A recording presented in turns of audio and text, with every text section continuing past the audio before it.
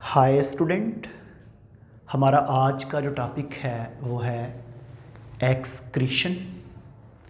और आपको पता है कि इससे पहले हमने जो चैप्टर पढ़ा था चैप्टर स्टार्ट किया हुआ है होम्योस्टैसिस का। उस होम्योस्टैसिस में हमने ऑस्मो रेगुलेशन कंप्लीट कर लिया था। और मैंने बताया था कि ऑस्मो रेगुलेशन के बाद हम पढ़ेंगे एक्सक्रीशन और उसके बाद पढ़ेंगे थर्मो रेगुलेशन। तो अभी जो हम ऑस्मो रेगुलेशन कंप्लीट किया है, तो आज हम जो स्टार्ट कर रहे हैं वो है एक्सक्रीशन। सबसे पहली बात है कि यहाँ पे मैंने कुछ पॉइंट्स बनाए हुए हैं। एक्सक्रीशन में मैंने एक वर्ड लिखा हुआ है एसिमिलेटेड न्यूट्रिएंट्स। स्टूडेंट, जब भी आप इस चीज़ को देखते हैं, इसकी स्टडी करते हैं, आप एक्सक्रीशन को पढ़ते हैं, तो आपको एक चीज़ मैं बताता जाऊँ एक चीज़ के बारे में कि किसी भी लिविंग ऑर्गेनिज्म की बॉडी के लिए ये बहुत इम्पॉर्टेंट फैक्टर है एक्सक्रीशन का। बग़ैर एक्सक्रीशन के कोई भी लिविंग ऑर्गेनिज्म एग्जिस्ट ही नहीं कर पाता। कोई भी ऑर्गेनिज्म जो है वो सरवाइव ही नहीं कर पाता जब तक कि उसमें एक्सक्रीशन का फिनोमेना ना होता रहे। ये होगा तो लिविंग ऑर्गेनिज्म जो है वो अपनी लाइफ को सस्टेन करेगा, उसमें जो है डिफरेंट मेटाबॉलिक रेट जो है वो प्रॉपर कंटिन्यू रहते हैं। तो जब हम डिफरेंट न्यूट्रिएंट की याद दहानी करते हैं, डिफरेंट न्यूट्रिएंट को पढ़ते हैं, हमारे पास कार्बोहाइड्रेट और कार्बोहाइड्रेट्स के साथ लिपिड्स है। आपकी बॉडी के अंदर जब इसकी ब्रेकडाउन होती है, अगर आप इसको स्टडी करें, आपको पता है कि जब कार्बोहाइड्रेट और लिपिड की ब्रेकडाउन होगी तो हमारी बॉडी के अंदर इसमें से कार्बन डाइऑक्साइड और ग्लूकोज बनते हैं और इसके साथ साथ एनर्जी भी बनती है। अब यहाँ पे आप इस चीज़ को स्टडी कर रहे हैं, यहाँ पे आप इस चीज़ को पढ़ रहे हैं। जब आप इस चीज़ को पढ़ते हैं तो आपने इस चीज़ को जहन में रखना है, आपने इस चीज़ के बारे में पढ़ना है। जिस तरह अगर हम यहाँ पे एक इक्वेशन को बना लें, रेस्पिरेशन की इक्वेशन को, यहाँ पे मैं लिखता हूँ ग्लूकोज। अब ग्लूकोज की जब ऑक्सीजन की मौजूदगी में ब्रेकडाउन होती है तो उससे एक बनता है कार्बन डाइऑक्साइड और उसके साथ बनता है H2O प्लस ATP।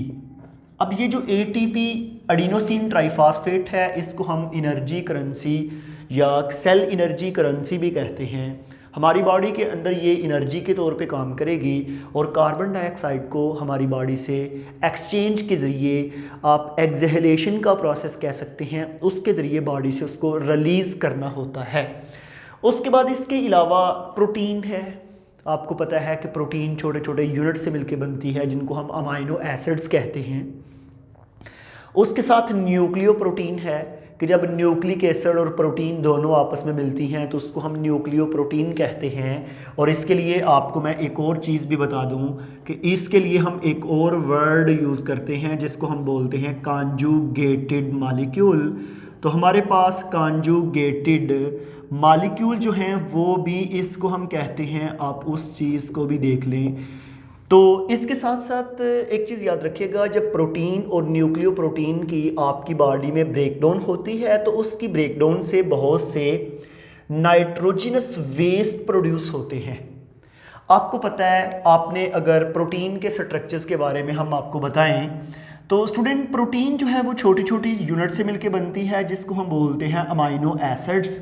और अमाइनो एसिड्स में एक साइड पे कार्बोक्सिलिक ग्रुप होता है, एक साइड पे हाइड्रोजन ग्रुप होता है, इधर अल्काइल रेडिकल हैं और इधर अमाइन ग्रुप है। अब देखिए, जब भी डी अमाइनेशन होती है, अमाइनो एसिड से अमाइनो ग्रुप रिमूव होगा तो ये अमाइनो ग्रुप ज़ाहिरी बात है हाइड्रोजन के साथ रिएक्शन करके अमोनिया में कन्वर्ट हो जाएगा।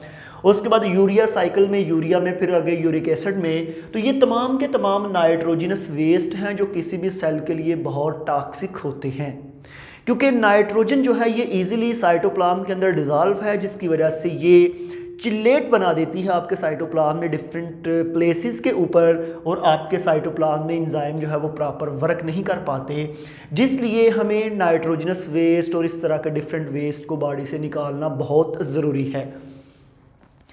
स्टूडेंट, यहाँ पे एक चीज़ है एलिमिनेशन। एलिमिनेशन होता है आपकी बॉडी से वेस्ट का निकालना। और जब वर्ड एक्सक्रीशन आ जाए तो आपकी बॉडी से वेस्ट का निकालना, कौन से जो नाइट्रोजनस वेस्ट होते हैं उनके लिए हम कौन सा वर्ड यूज़ करते हैं, एक्सक्रीशन का। ये सारे के सारे जो वेस्ट हैं ये डिफरेंट मेटाबॉलिज्म में हमारी बॉडी और आपकी बॉडी के अंदर प्रोड्यूस होते हैं। आपको पता है कि प्लांट ऑटोट्रॉफ्स होते हैं, ऐसे ऑर्गेनिज्म जो अपनी एनर्जी जो है खुद प्रोड्यूस करते हैं, मीन के अपनी खुराक खुद प्रोड्यूस कर सकते हैं। आपने प्लांट्स में देखा भी है कि प्लांट्स में कार्बन डाइऑक्साइड प्लस वाटर जब दोनों आपस में मिलते हैं तो दोनों के मिलने से ग्लूकोज बनता है और इसके साथ साथ वाटर बनता है और वाटर के साथ ऑक्सीजन रिलीज होती है। तो ये ऑटोट्रॉफ्स प्लांट का कमाल है। तो यहाँ पे आपको मैं ये बताऊँ कि जो वेस्ट होने वाले मटेरियल हैं उनमें इनऑर्गेनिक और ऑर्गेनिक मटेरियल भी मौजूद होते हैं जिनका आपकी बॉडी में रिमूव करना बहुत ज़रूरी है, जिसके बगैर आपकी बॉडी जो है वो एग्जिस्ट ही नहीं कर पा सकती, ज़िंदा ही नहीं रहती। तो ये इंट्रोडक्शन था एक्सक्रीशन का। तो स्टूडेंट इससे जो नेक्स्ट हमारा लेक्चर होगा उसमें हम पढ़ेंगे एक्सक्रीशन इन प्लांट। तो हम अपने लेक्चर को यहाँ पे वाइंड अप करते हैं। हम मिलेंगे नेक्स्ट वीडियो में। आज के लिए थैंक यू।